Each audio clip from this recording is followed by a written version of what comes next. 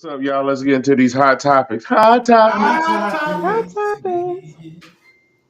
Wow. So it's been this thing going around because y'all know we're in the month for Father's Day. And so all of our topics this month will be geared towards the men and what's been happening in on these YouTube streets. And so there's this pic that came out. I believe it was on Twitter. Um, Mm-hmm. but I can't remember perfectly, but it was asking about I guess a preacher was telling his ladies that they need to wait on a Christian man. And it was a rebuttal to it, which I thought was a little interesting. Some of it was on point, but some of it I didn't think was on point. But let's take a look at it right quick. Bishop, can you blow that up and read it? I can't read it over here. I'll blow it I up. need my glasses. I'll read it. Oh my Lord. We got you covered though, Bishop. You got it? Yeah, it says I saw a video of a Christian minister telling women to wait on a Christian man. Mm-hmm. Number one, look around. There aren't as many Christian men as there are women. Mm-hmm. Number two, many men love God but don't go to church. Number three, he hasn't been able to attract men because men recognize real men and don't respect him. So they said you got lost on the third one. Did you get lost on that third one, Kay? Yeah, I need Say the third one again, Ed. The third one says he hasn't been able to attract men because men recognize real men and don't respect him. And this was a Christian minister telling. This was a Christian minister talking. And I'm assuming that it's a pastor having not being able to attract men to the church. Is that what he's maybe saying? Yeah. Yes, I believe that's what he was hitting at. I think that's what he was trying to say. You know, we listen. We know people have. Yeah, we lose a little bit in translation sometimes in texting. Right. It doesn't come out the way we verbally want it to come out. But I heard what he said. Some of it I was like, okay, and then some of it you do see what he's saying. I think one of the biggest things is there are so many single women in the church right now, and there are so many single men that are not coming to church right now, that we're facing a marriage crisis, specifically with our Black people, and for those that want to be married, and that you have women that are looking for a certain quality of men, and then you have men that are saying, I'm not really interested in what they're looking for. I'm just kind of doing my own thing. And so we have what I call the Blexodus. And the Blexodus is the Black male exodus from the church, from the school systems. They're getting their education. They're just not going to school. They're getting it online. And then when they get their education, they're not coming into the schools to teach. They're staying outside the schools. Then the other part of the Blexus is big business. They left big business because they weren't received unless they were of a alternative sexual persuasion. Let's say it like that. And so the other place that the Blexodus happened was in the home. And that was due to welfare systems, things that have been put in place since the 60s and 70s that assisted and allowed and made it easier for the man to not be in the home due to government assistance. In prison. And prison. And so now I don't know what y'all think about that, but Kay, go ahead. Go ahead. Tell me go ahead. Drop some knowledge on it, Kay. The last statement that they're not drawing men because they're not authentic or real, or like men don't see that. It's funny because in my church on Sunday, and again, which it makes a lot of sense because it is Father's Day month. Bishop is literally preaching to the men, and one of the things he said, I feel like is so true when it comes to men, and I think even it has.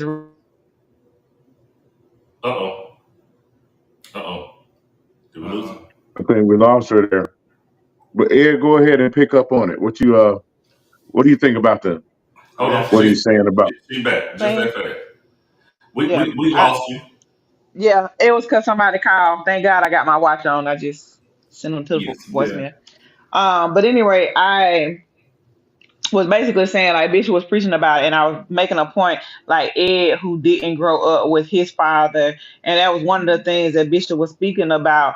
I think that a lot of the issues in terms of men is that there are a lot of men who have the potential to be great men, and this is not to take anything from them or any of that. It's the fact that they were never affirmed by a man that they admire, like really affirmed to say like Wow. you can be an amazing father, you can be, even though you Right. didn't have it, that you could be a great man, that you could be a great provider. And oftentimes young boys who turn into young men and grown men and so on and so forth, I think a lot of it is them looking at um bits and pieces of what they would like. At the end of the day, y'all know we done went through hot girl summer, hot boy summer, all of that, all of that, right?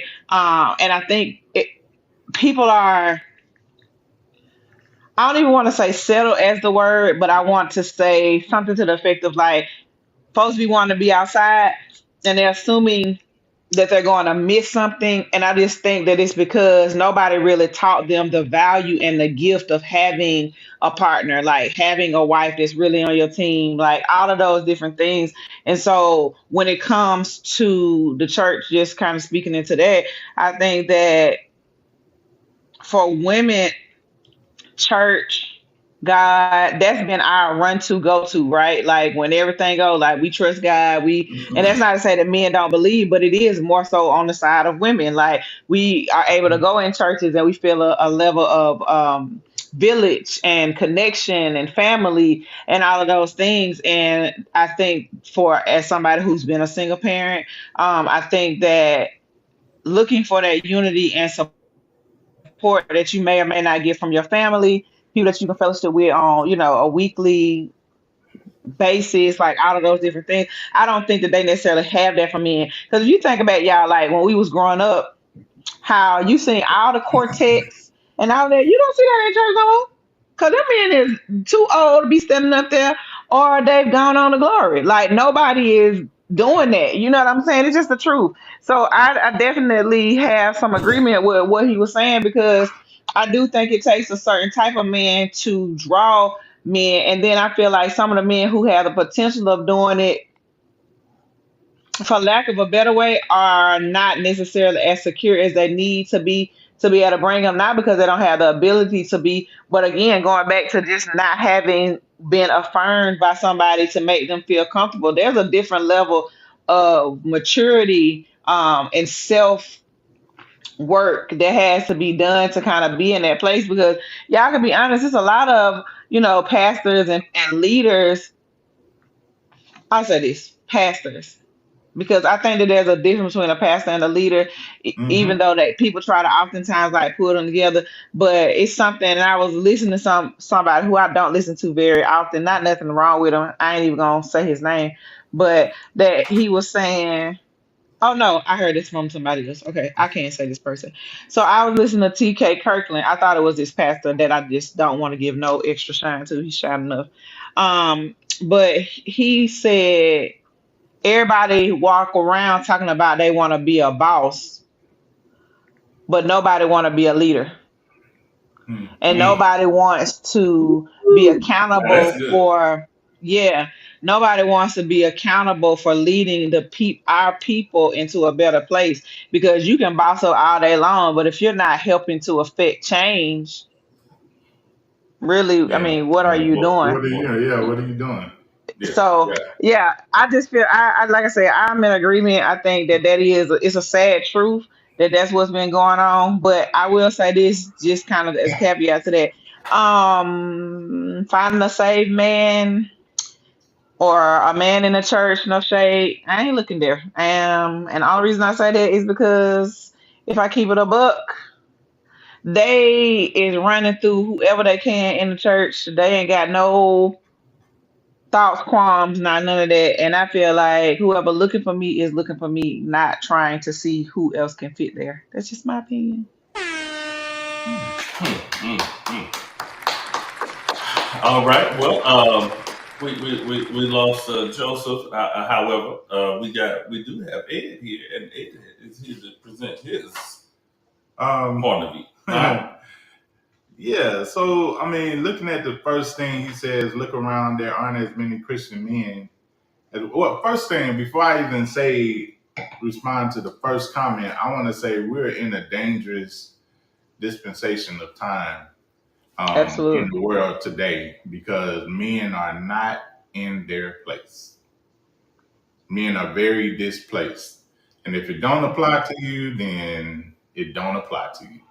But Yeah. it applies. It definitely The applies. most, right? It definitely apply the most. Men, we are not in our place. That's why the world is in the uproar like it is, because men are not in our place. It's the reason why God made the man first. Anyway, I agree with the first statement. There aren't as many Christian men as there are women, which adds to point number one that I made. It just isn't. It just isn't. Men of today, we have lost focus on God, and we're out here people pleasing and social media pleasing and society pleasing. We out And here looking penis, for please. status. Yeah, we out here looking for status and power, and it's like, who you trying to convince? Everybody else or yourself? Like, a man don't have to roar. Like, a lion don't have to roar for you to know it's a lion. Hello. This is true. You can look at the lion and say, "Oh, oh, that's a lion." Yeah. So, yeah, men, if we get back in our place, I think things will be much better. There'll be a balance across the balance that God created, that He intended from jump. Hey, Go ahead. sorry. I'm sorry. That what you just said is funny. When I say it's so correlate with the message that Bishop did on Sunday, is that's what he said. It's how the men are not in place, and so that's why certain things have happened. But 2 points that he made that I never thought about this scripture like that. So he was talking about how when this is so crazy. He was talking about how when Eve bit the apple, right? And what he said is that because the Bible never says where Adam was when It don't Eve. say where he was when It she never did it. right, and this was very interesting to me. He said the Bible doesn't say where Adam was during the time that the serpent was tempting Eve, Right. and he used that to show that men are not in place. And so he Ooh, talked that's about good. that was That's good. pretty I'm good. telling you, when you started saying that, it did Okay. something. It brought it more present to my mind. I'm like, dang, that is Okay, so Bishop. good. Literally, he said that and he was talking about of how it set things in order for men to be out of place because and the way that they did it was through the women, even though men are supposed to be priest, protector, provider, right? So the Why was serpent. So why the was right? serpent was a little more. The Cunning. serpent was a little more Cunning. strategic than what we even gave him credit for. Clever. Right, and that's Clever. what he That's the was word I was saying. looking for. Yeah, yes, that's what he was saying. He was like, the issue is that because men have been out of place, the serpent, the enemy, anything that you want to say, has had the opportunity to get in our ear and show us something different. And when I tell you, y'all just don't know like the revelation because the message was good, but listening to you talk, it just cleared up something. So he was saying that when Eve first bit the apple or whatever, nothing happened, Sin didn't right? come into the world until the man did it. And to the man did it because he is the protector and he made the conscious choice. Okay, well, if this didn't happen in trusting a woman, not not trusting in the fact that she had to come from him. So there's a level of direction that she has to get. Instead, he allowed her to tempt him when he was supposed to be leading her. And so he was just basically saying that's what has happened. As women, we have allowed things to step into the place where we stop respecting men in a way that we were meant to respect them. Because he even talked about how when Adam bit the apple or whatever, how instantly they realized they was naked. Mhm. And he was just saying about how they was actually clothed in God's glory, and the glory had been removed because they had done something he told them not to do. And I was like, whoa, like it's crazy. But the illustration, he showed that the man was really supposed to cover the woman, because in his covering, you miss the flaws, you miss the issues, because there's a covenant in the covering. And how we have let the serpent come in, and we left too much space and opportunity from not being in place. And I was like, man, so sorry to interrupt, but when when you said that, Ed, I was like, dang, that's so crazy. Because basically saying, like, for instance, if you're in a marriage or you're in a relationship and things are, okay, but how social media, will have you looking at bagels, looking at how this relationship and stuff is going, and now you second guessing your choice. You second guessing your gift that was given to you, instead of you looking for the good things and helping to make those things flourish and build with that. You're comparing it to everything when all of those other things ain't even what you're really looking for. There are attributes in who you've chosen, and we spend so much time trying to look at the other things, i.e., biting fruit and things of that, just trying to taste what tastes better to us instead of cultivating that we've been growing. And we allow opportunity to come in. Now he not in the home and she a single parent, or vice versa, or whatever the case may be, and you're repeating the cycle. So anyway, I just thought that was good when you said that, Ed. It triggered that thought in my mind, like, yeah, no, this, because he referenced how back in slavery they was doing bucking, the bucking where they would to emasculate the man and to make the woman think less of the man, like, doing those foul things to them. And it's like, man, for so long, and if we just even look at now, for so long, they still doing history, yeah, they have made it. It's in a different way. Yep. Yes, It's absolutely. disguised. Well, It's disguised in a different way. So yeah, I just jump in here because because the truth of the matter is, one of the things that Kay said,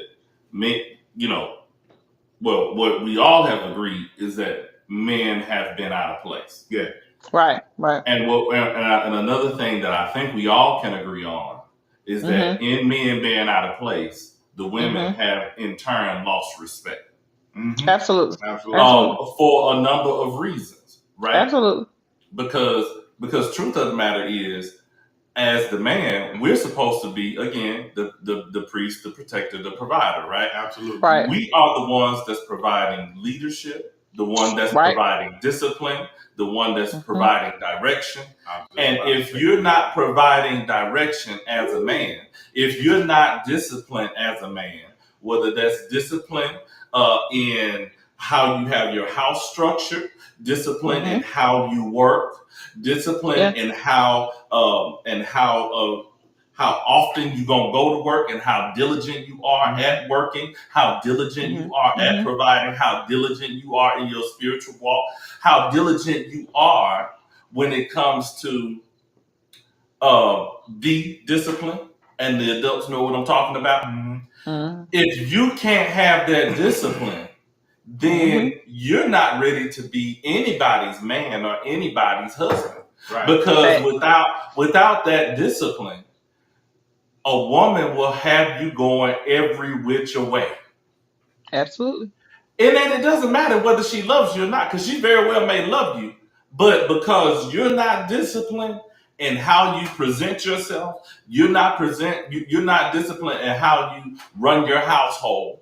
You're not disciplined. So now, instead of you truly loving your wife as Christ loved the church, as the Bible says, you're now allowing your wife to carry you around by your tight and curlies, and you're not being the man that God called you to be. You're out of place.